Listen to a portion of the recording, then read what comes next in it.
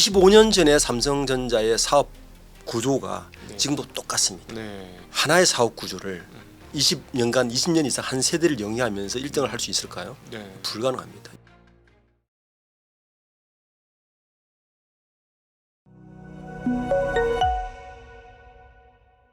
안녕하십니까, 증시학도TV 시청자 여러분, 투자자 여러분, 반갑습니다. 네, 오늘 한국의 거버넌스 개혁이 정말 과연 잘 이루어질 수 있을지에 대한 걱정이 참 많습니다. 잘 이루어진다면 그야말로 주가지수 4,000을 넘어 5,000까지도 가능할 것 같은데, 이게 잘 안 되면 과거처럼 또 도로아미 탑을 되면서 주가가 빠지는 거 아닌가 하는 걱정이 좀 있는데요. 이 부분에 있어서 한국에서 가장 갈목할 만한 전문가이시죠. 리더스 인덱스의 박종훈 대표님 모셔봤습니다. 대표님 어서 오십시오. 네, 안녕하세요. 네, 안녕하십니까. 네. 리더스 인덱스, 그야말로 한국의 리더들이 어떤 태도를 가지고 있고 거버넌스가 어떻게 되느냐를 연구하고 계신 거죠. 네, 그렇습니다. 네, 하고 있으신 일을 조금 한번 더 설명해 주시면 좋을 것 같아요. 저희들은 기본적으로 기업 분석 기관입니다. 네. 그러니까 기업 분석이라고 하면 뭐 사실은 다양한데 네. 기본적으로 데이터를 기반으로 하고요. 네. 기업이라는 것을 바라보는 시각은 사실 다양합니다. 물론 가장 기본적인 재무적인 측면도 있겠지만 기업이 가지고 있는 기본적인 펀더멘털도 중요하고 네. 특히 저희가 또 관심 가지고 있는 건 기업의 인사 조직 그리고 지배 구조 네네. 문제 그리고 이사회의 구조라든지 기업을 분석하는데 다양한 측면에서 네. 분석을 하되 데이터를 기반으로 네. 분석을 해서 매주 1회씩 저희가 전 언론사에 보도자료를 배포합니다. 저희 쪽은 사실 기업의 이제 밸류에이션 측정을 하는 건데 네. 저희가 밸류에이션을 해보다 보니까 왜 한국에 이렇게 밸류에이션이 안 맞아 봤더니 바로 말씀하신 그쪽의 문제인 거죠. 네. 좀 포괄적 의미에서 기업의 지배 구조, 기업이 어떤 행태를 가지고 회사를 운영하고 있는가, 이 부분이 이제 계속 사실 외국과 비교했을 때 상당한 삑사리가 났기 때문에 우리가 밸류에이션에도 잘 안 맞는 건데 물론 밸류에이션도 하지만 다른 여타 이런 것들을 하고 있는데 그 입장에서 보신다면 이 거버넌스 선진국 기준으로 보면 한국의 거버넌스 몇 점 주시겠습니까? 그나마 많이 나아졌는데도 불구하고 지금은 한 60점? 60점. 네. 네. 낙제까지는 아니고 네. 왜냐하면 우리나라 대부분의 대기업들은 이제 재벌 지배 구조 체제죠. 그렇죠. 네. 제가 사실 이 일을 시작할 때가 대부분 재벌 2세 분들이 회장이었을 때였어요. 네네. 한 5년 전에 네. 뭐 이건희 회장, 음. 구본무 회장, 예. 정몽구 회장 이런 분들이었는데 이분들이 주요 회장이 있을 때는 정말 엉망이었고요. 그때는 뭐 지배 구조란 말을 붙일 수가 없는 상태였고. 그러니까 제왕적 CEO. 그렇죠. 모든 네. 게 통한 거였죠. 네, 네. 뭐 한 예를 들어주면 쫓겨 보냈던 사장을 갑자기 회장이 생각이 나서 그 친구 다시 불러와 그러면 아 갑자기 술 먹다가 향수에 젖어서 그래 그렇죠. 그때 그 친구 옛날에 한번 열심히 했었지. 맞아. 아유 그래 내가 괜히 쫓아냈네. 야 다시 그러면 그 불러와라. 다음날 출근해요. 이게 그래요? 변화 시점이 언제냐면은 제가 네. 이렇게 되돌아보면 이제 우리가 코스피 5천하고 이게 맞물리는데 제가 이제 재벌사들을 쭉 연구를 해보니까 네. 결국에는 이 자본의 중심이 어디로 이동하는가가 가장 중요한 이 변화의 포인트네요. 포인트예요. 네. 좀 짧게 이야기를 하면 우리나라 재벌 기업들 대기업들이 대부분 창업 연도가 해방을 전후로 합니다. 네. 해방 이전에 창업한 기업은 뭐 삼성, 두산, LG 네. 이 정도 있는데 대부분의 기업들은 네. 해방을 기점으로 창업이 되죠. 예. 그 창업의 기준으로 자본이 없잖아요. 그렇죠. 그래서 처음 바탕이 뭐냐하면 특산불화입니다. 일본인들이 버리고 간 산업을 네. 받아서 그거를 이제 불화를 받는데 누구를 허락을 받아야 되느냐? 미국 군정이 허락을 받죠. 네. 그렇게 된 기업이 우리 대표적으로 아는 그룹이 SK그룹, 성경. 네. 네. 최종근 회장이 특산물을 받아서 만든 게 성경 직물로 받은 거고 네. 하나그룹도 마찬가지죠. 한국화약이 인천에 있는 일본이 버리고 간 화약 공장을 받아서 만들어진 게 하나그룹입니다. 실제적으로 스스로 만든 그룹은 삼성그룹, 네. 그다음에 LG그룹, 현대그룹 정도고 네. 나머지 롯데그룹은 일본의 자본을 가져왔고요. 네. 이렇게 이제 시작했는데 그 당시 자본은 해방 이후의 자본은 결국에는 미국에서 들어오잖아요. 예. 그래서 미국의 원조 자본을 기반으로 해야 되는 사업으로 이제 자본이 성장을 했죠. 네. 그때만 해도 이 기업이라는 게 대부분 개인 기업 형태입니다. 그렇죠. 왜냐하면 그 돈을 잘 물어오는 기업이 성공하는 거예요. 음. 막 굉장히 성장하는 때였으니까. 네. 그러다가 박정희 시대가 들어서면서 이 자본이 권력이 누구한테 가느냐? 정부한테 가느냐? 네. 경제개발 5개년 계획. 제가 실제 들은 얘기인데 지금 나이가 한 90쯤 된 분이 있었어요. 서울대를 나오시고 지금 60년대에 한국 산업은행에 근무하셨던 분이 이제 이야기를 직접 들었는데 아침 출근을 하면 네. 그 당시 대기업 회장들이 복도에 앉아 계신답니다. 돈 받으려고 정책 자금.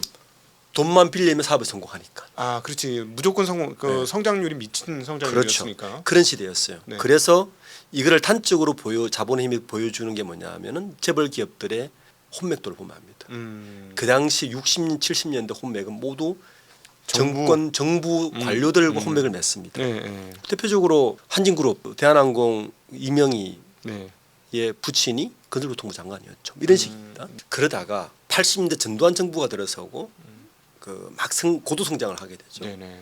제가 이제 데이터를 쭉 보면 김영삼 정부 때 비로소 이 정부 권력보다 자본 권력이 커지기 시작하는 트릭 포인트가 생겨요. 네. 네. 노무현 대통령이 그랬죠. 이제 네. 이미 권력은 시장으로 넘어갔다. 맞습니다. 네. 자, 그때는 이 자본 권력이 재벌 기업 중심의 권력이었어요. 예, 예. 자본이 다 거기 모여 있었습니다. 음. 네. 그러니까 사실은 정부 눈치나 주주 눈치를 전혀 볼 필요 없는. 그러니까 어느 마음대로 모든 걸 할 수 있는 시대가 있었는데. 네, 네. 자, 그러면 우리가 지금 상법 얘기를 음. 이제 지금 막 개정되고 있잖아요. 이게 왜 그럼 이 시대에 왔느냐? 그러니까 자본 시장의 권력이 이 재벌들의 가지고 있는 자본 권력보다 최근에 앞서기 시작하는 때가 봅니다. 네, 자본 권력이. 자본 권력이. 그 동안에 이제 재벌 권력이라고 하면 그건 재벌이 음. 어떤 산업의 정책을 발휘할 수 있는 그런 어떤 헤게모니와 앤드 그렇죠. 자금도 본인들이 다 갖고 있었던 거죠. 그렇죠. 축적을 한 거죠. 기존에는 돈이 모자라서 정부가 가지고 있다가. 정부나 은행을 통해서 마음대로 자본을 줄 수 있었는데 예, 예. 대표적인 예가 SK그룹이었어요. 네. 최태원 회장이 이제 우리가 많이 들었겠지만 리밸런싱을 막 지금 하고 있잖아요. 그게 네. 무슨 말이냐면 스스로 자본 가지고 이게 해결이 안 되는 거예요. 결국은 자본시장의 도움을 빌릴 수밖에 없는 상태가 되는 거예요. 최근에. 최근 얘기가. 예, 그렇죠. 이런 현상은 대부분의 그룹에서 다 발생합니다. 앞으로. 그렇죠. 네. 왜냐하면 3세, 4세가 되면서 이분들이 다 미국 유학을 갔다 오고 자본시장의 맛을 보면서 굳이 은행이나 뭐 이런 돈 가지고 갈 필요 없네. 자본시장의 도움을 빌리면 쉽게 회사를 사거나 팔거나 뭐 새로운 사업을 하거나 쉽게 할 수 있네라는 걸 눈을 뜨기 시작합니다. 하긴 뭐 IMF 이후에 삼성에서 아주 결심을 했던 게 내가 죽어도 은행 돈 안 쓴다. 맞습니다. 삼성은 전자는 그래서 부채 비율이 네. 아주 낮습니다. 거의 없다 보면 돼요. 네, 그러니까 비 오는 날 우산 빼간다. 인원들이 이거 절대 안 되겠다 해가지고 네. 그 다음부터는 아예 그냥 자체 동력으로만 끌고 가는 그런 흐름이었는데 그렇죠. 이제 사실 3세가 되면서 상속세도 내고 뭐 그래야 되니까 이제 자본시장의 도움을 받으려고 한다. 자본시장의 도움을 받기 시작했고 자본시장의 눈치를 보기 시작했습니다. 네. 그래서 상법이 이렇게 개정되는 건 어떻게 보면 그 흐름의 하나의 흐름이야. 역사적인 그냥 흐름인 거죠. 예, 필연이다. 네. 네. 지금은 이제 대기업 오너들도 네. 자본시장의 눈치를 보기 시작하죠. 근데 그것도 이제 젊은 사람이나 그렇지 그 저기 옛날 분들은 안 그럴 것 같은데. 그러다가 이제 den통 얻어방이 몇 개 있잖아요. 네네. 예를 들어서 뭐 하나에어로스페이스 유상증자 사건이라든지 네네. 뭐 삼성 SDI의 뭐 분할이란 LG 엔솔의 분할이라든지 네. 이제 그런 일이 발생했지만 굉장히 den통을 막고 있고 네네. 그래서 시대가 오너들도 이제 깨닫기 시작합니다. 자본시장의 힘을 빌려야 되는 때가 왔고 네. 그리고 그러려면 지금까지 무시했던 주주들의 눈치를 봐야 되는 시대가 왔고 그렇지 몇 번 실패했잖아요. 두산 밥캣 그 두산 포기를 한 로보틱스가 거죠. 아주 파렴치한 짓을 하려고 하다가 포기를 한 거죠. 이제 예. 완전 우리는 이제 한번 그렇게 하고 나니까 두산 쳐다보기도 싫어요. 아주 나쁜 기업 이런 생각이 딱 인식이 박혀 있거든. 자 여기에 이제 정부가 또 바뀌기 시작합니다. 네. 어떻게 바뀌었느냐 이런 거예요. 근데 아직까지 우리가 자본시장의 힘을 빌리는 것 같지만 통계를 보면 우리나라 기업들이 자본 조달의 80%는 여전히 은행에서 합니다. 그러니까 자본시장의 자본 조달은 아직 20% 선밖에 안 돼요. 물론 이게 우리가 팬데믹 때 일시적으로 한 30% 40% 올라갔어요. 예, 예. 그러니까 다시 돌아왔습니다. 음. 여전히 이제 은행 중심의 네네. 자본 조달을 하고 있는데 근데 정부는 이런 거예요. 지금 우리나라가 굉장히 지금 변곡점에 있잖아요. 산업 구조가 왜 그럴까를 막 고민합니다. 이제 제가 실제적으로 정치권에서 회의를 같이 들어가고 하니까 그걸 느꼈는데 그 고민의 끝이 뭐냐면 이런 거예요. 우리나라는 산업 구조 자체가 일본 독일식입니다. 네. 굉장히 그 제조업을 기반으로 하고 일종의 이 자본 자체가 자본 자체가 그 페이션트 에셋이에요. 그 인내의 자본입니다. 이건 영국 이코노미스트도 이렇게 표현했어요. 네. 2014년에 삼성그룹을 분석하면서 특이한 거죠. 네. 그러니까 영국 미국식의 자본으로는 이게 이해가 안 되는 겁니다. 한 10년, 5년, 뭐 5년, 10년 계속 R&D를 해서 그렇죠. 그 역량으로 사업을 해서 투자를 해서 네. 벌면 공장 짓고 벌면 공장 지어서 네. 그 친구들이 보기에는 이거는 아주 무식한 짓입니다. 그러니까 한 번도 리턴을 제대로 안 받는. 안 받는 거죠. 네, 네. ROE가 너무 낮은 거예요. 그러니까 근데 또 강해요. 네. 기술력으로. 그러니까 인내의 자본을 가지고 지금까지 사업 구조를 가져왔어요. 그러다 보니까 우리나라 경제가 그나마 제조업이 OECD 국가 중에서 가장 강한 나라가 됐습니다. 네네. 우선은 사실 그게 우리나라 기업의 힘이에요. 네. 근데 이 구조의 한계가 뭐냐면 은행 자본을 빌리고 이 구조로 가면 한 가지를 두려워합니다. 그러니까 리스크를 지지 않으려고 해요. 네. 그러니까 은행 자본은 리스크에 대해서 굉장히 방어적입니다. 비오면 우산 빼가니까. 그렇죠. 네. 근데 정부 입장에서는 이 제조업을 기반으로 AI 시대나 이렇게 변화되는 시대에 뭔가 혁신이 일어나야 되는데 이 자본 구조로는 이 혁신이 일어날 수 없는 구조입니다. 그렇죠. 기존 제조업 입장에서는 AI가 아직 그림도 안 그려졌는데 저렇게 천문학적인 돈을 쏟아붓다가 저거 잘못되면 어떡하려고 은행은 그래. 절대 투자하지 못합니다. 네. 혁신적인 제조업을 기반으로 하는 혁신의 리스크를 감수하면서 투자할 수 있는 돈은 뭘까라고 고민이 가져갈 수밖에 없고 네. 결국은 자본시장이죠. 그래서 생산적 금융으로 가야 된다. 그렇죠. 예. 그 자본시장 기본적으로 이 자본시장의 자본은 리스크를 감내를 하죠. 네. 우리가 미국의 실리콘밸리가 그래서 탄생을 한 것이고 네네. 그렇게 탄생한 것인데 정부 단의 고민이 이런 것 같아요. 제조업이라는 아주 올드한 인더스트리를 미국의 빅테크만큼은 아니지만 중간쯤에 있는 혁신 기업으로 뭔가 산업 구조를 좀 바꾸고 싶은데 네. 기존의 자본이나 재벌 자본은 이거에 대해서 그렇게 혁신적으로 도전하지 않습니다. 네네. 근데 자본시장은 이게 가능하니까 자본시장을 좀 활성화시키면 이것도 되지 않을까. 네. 라는 첫 번째 이유고. 두 번째는 이제 정부의 이런 고민이 있죠. 우리나라가 지금 인구 감소를 이제 하기 시작했고 초고령화 시대로 접어들죠. 그러면 결국에는 국민연금은 한계가 분명히 있고 지금 2인 가족이 은퇴했을 때 그나마 인간다운 생활을 할 수 있는 금액이 312만 원 정도로 발표를 하고 월. 있는데 월. 네. 근데 지금은 평균 200만 원이 안 되니까 네. 이건 굉장히 리스크가 큰 거죠. 그리고 이분들이 결국에 소비를 해줘야 또 경제는 돌아갈 텐데 네. 그저 연금을 물로 보충할 거야. 연금이 부족하다. 네, 네. 이것도 자본시장입니다. 네, 그래서 자본시장이 활성화되면 연금이 투자했던 자본시장의 수익률로 인해서 또 되고 미국은 기업들이 월 배당을 하고 있잖아요. 네네. 그러니까 배당을 늘려야 되는 거예요. 네네. 그러니까 분기 배당 지금 우리나라가 제가 지난 주에 조사해 보니까 분기 배당을 하고 있는 기업이 30개 아직 채 안 됩니다. 네. 네. 그러니까 미국은 이제 월 배당까지 가는데 그까지만 아니라도 배당을 높이면 연금의 2차 연금 역할을 해주는 거예요. 그렇죠. 이 시장이. 네. 그러니까 그런 자본이 그쪽으로 들어가고 그 자본이 다시 리스크를 감안하면서 혁신 기업으로 흘러 들어가고 네. 그 기업들이 돈을 벌면 배당을 해주는 이 선순환 구조를 네.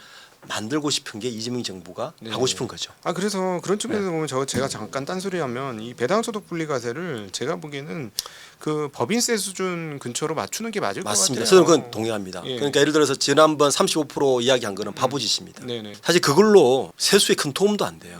예. 안 할 거니까 배당을 예, 예. 그렇게. 이제 우리나라가 세수 구조를 좀 아셔야 되는데 우리나라 전체 세수에서 제일 많은 세수를 차지하는 거는 부가치세입니다. 네. 한 35% 돼요. 원래 법인세가 더 높았는데 예. 이명박 때 법인세가 개인소득세보다 낮아졌습니다. 네네. 그때 배당 그 기업 법인세 좀 낮춰줬죠. 그래서 원래 법인세하고 개인소득세가 전체 세수에서 한 50%를 차지합니다. 그리고 부가치세가 35%고 85%가 여기서 차지해요. 네네. 그리고 나머지 이제 뭐 우리가 알고 있는 기타 세금, 뭐 양도소득세라든지 이런 건데 실제 상속 증여세는 진짜 세수에서 한 1.5%밖에 차지하지 않습니다. 네, 그러면 우리가 지금 이야기하는 배당소득세 몇 프로 차지할까요? 1% 채 안 됩니다. 네네. 예. 네. 근데 크게 목숨 걸어서 이거를 실기하는 거는 굉장히 멍청한 짓이죠. 네네네. 그렇군요. 네, 그러니까 사실은 기업들이 어차피 한 뭐 20에서 25% 사이 정도 대략 내는데 법인세를 그러면은 뭐 배당도 한 20그 언저리에서 하게 되면 사람들이 입장에서 조금 저항감도 덜하고 안 하던 기업들도 보다 적극적으로 할 거고 이 정도면은 뭐 상속세보다 싸니까 배당으로 많이 하자 이런 의지도 생길 거고. 네. 근데 이제 배당을 많이 하려고 보면 사실 그 부분도 결국 지배구조 문제로 귀결되거든요. 네. 잘 보시면 오너 입장에서 이런 네, 거예요. 네, 네. SK그룹 한번 예를 들어봐요. 주 SK가 지주회사인데 주 SK가 SK 스퀘어를 지배합니다. 네. SK 스퀘어가 SK 하이닉스를 지배합니다. 네. 지금 SK 하이닉스가 아마 3분기 한 10조 정도 영업이익을 낼 것 같은데 네. 영업이익을 많이 내서 예. 최태원 회장 입장에서는 저 영업이익으로 배당을 좀 받고 싶어요. 그렇죠. 본인은 받고 싶죠. 네. 근데 예. 받을 방법이 너무 요원합니다. 그렇죠. 왜냐하면 일단 SK 하이닉스가 배당을 하면 스퀘어로 가요. 네. 배당 소득이 기업으로 들어가면 이거는 영업 외 이익이죠. 이익으로 잡힙니다. 네. 영업 외 이익은 바로 법인세를 내야 됩니다. 네. 예. 법인세를 다 내야 되죠. 예, 예. 그리고 거기서 세금을 한번 내고 네. SK 스퀘어가 또 배당을 해야 주 SK로 갑니다. 네. 그죠? 또 세금 한번 더 내죠. 네. 주 SK가 배당을 해야 쥐톤 회장이 배당을 받습니다. 그렇죠. 네네. 그러니까 SK 하이닉스의 이익을 가지고 내가 배당을 받으려면 네. 세금을 2번, 3번 내는 거죠. 그렇죠. 그러니까 그로스업이 있어야 되는 거예요. 그러니까 이게 제대로 된 지주회사가 되려면 사실은 그로스업으로 좀 그렇습니다. 커버리지를 해줘야 되는데. 그래서 이제 정부가 큰 그림 그린 것 같아요.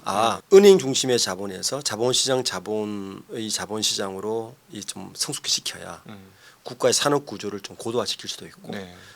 개인들의 연금 2차 연금도 좀 활성화되고 이 선순환 구조를 만들고 싶은데 지금은 딱 발목 잡힌 게 뭐냐면 첫 번째 세금 문제는 사실 제가 볼 때는 그 아주 말미의 이야기예요. 구조적으로 보면 지배 구조를 바꾸지 않으면 결국에는 기업들은 배당을 많이 할 수 없는 구조입니다. 네네. 네.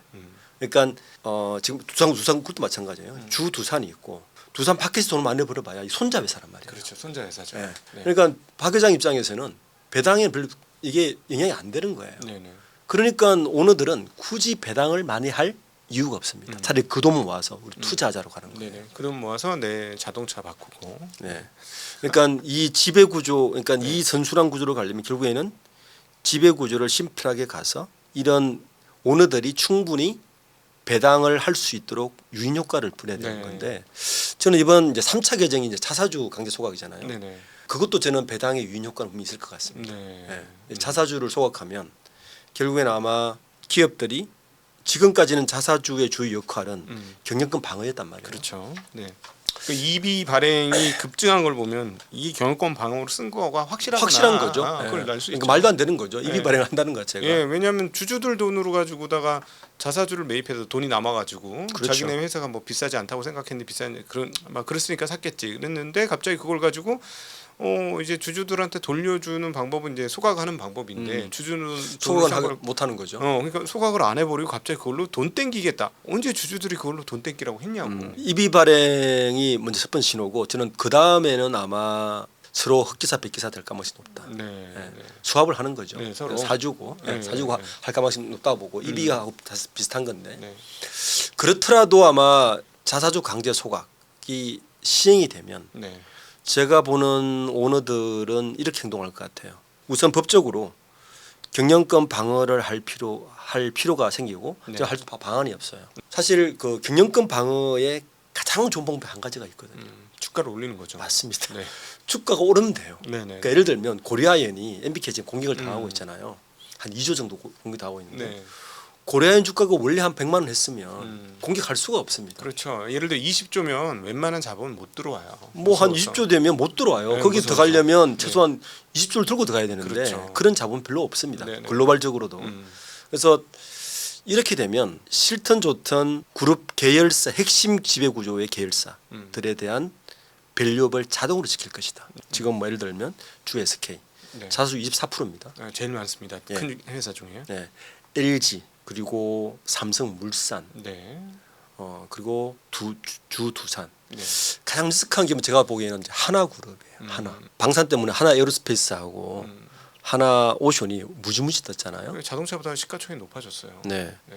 그런데 주 하나가 주인인데 네. 주 하나의 시가총액은 10조가 안 됩니다. 그러니까요. 제가 맨날 떠들고 다니는 거예요. SK 하나 조심해라. 네. 너 이거 저기 하나 얼마 전까지요. 이번에 네. 오르기 전에 2조 5천억이었어요. 그러니까요. 시가총액이. 그러면 마음 먹고 네. 2조 들고 들어오면 네. 하나 에어로스페이스 오션 다 먹는 거예요. 그러니까 좀 세게 질른다 해가지고 한 7, 8초 들고 들어와서 지배주주 되면 그뭐 7, 8조 쏘더라도 하나도 안 아깝다. 맞습니다.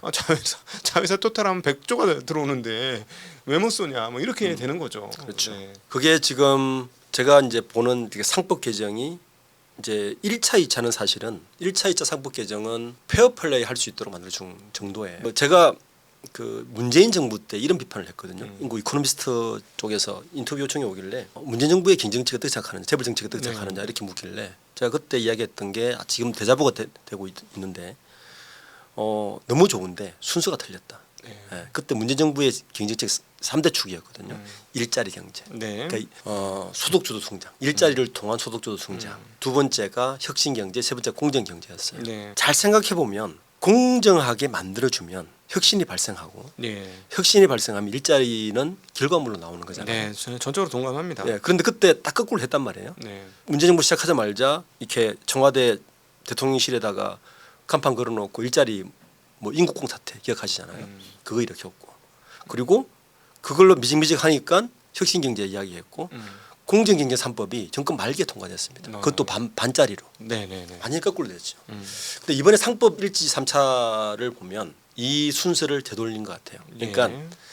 우리가 1차 상법 개정과 2차 상법 개정은 개인 주주들이 이 정도 시장을 신뢰할 수 없는데 네. 이 정도면 우리가 가서 좀 재미있게 플레이할 수 있는 정도 시장 되지 않을까라고 판을 깔아주는 정도의 네, 법이었다는 네. 거죠. 그러니까 네. 페어 플레이할 수 있는 정도.